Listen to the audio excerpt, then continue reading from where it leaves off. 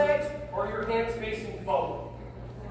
Okay, so for those of you that your hands are facing your legs, your sides, watch this. I'll come over here this side.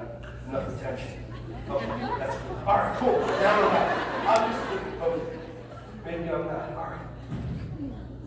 Go like this, and now watch what happens when you simply turn your palms out. What happens to my shoulders right here? Ready? Watch.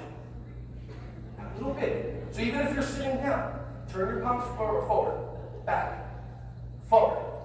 Have you ever seen one of those people with that like hump in their neck thing, like they're auditioning for Notre Dame, whatever? So we don't want that to happen. So what we do is, if you focus when you're paying attention, when you become present, turn your palms forward, and then your back all of a sudden straightens out. If you want to actually make this into an exercise or something that will benefit you more, squeeze your back muscles together, just like someone put a straw or pencil between your shoulder blades, and then relax. One more time, shake out your arms. Okay, let them drop. Palms forward, squeeze. 5, 4, 3, 2, 1.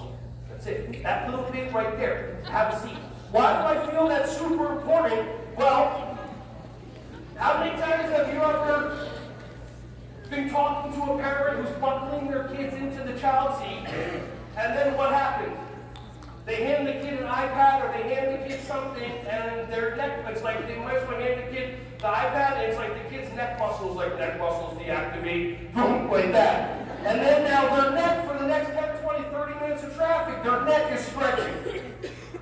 That's not going to help these kids.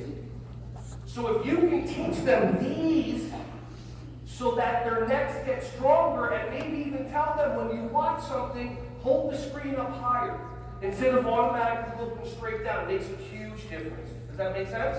Okay.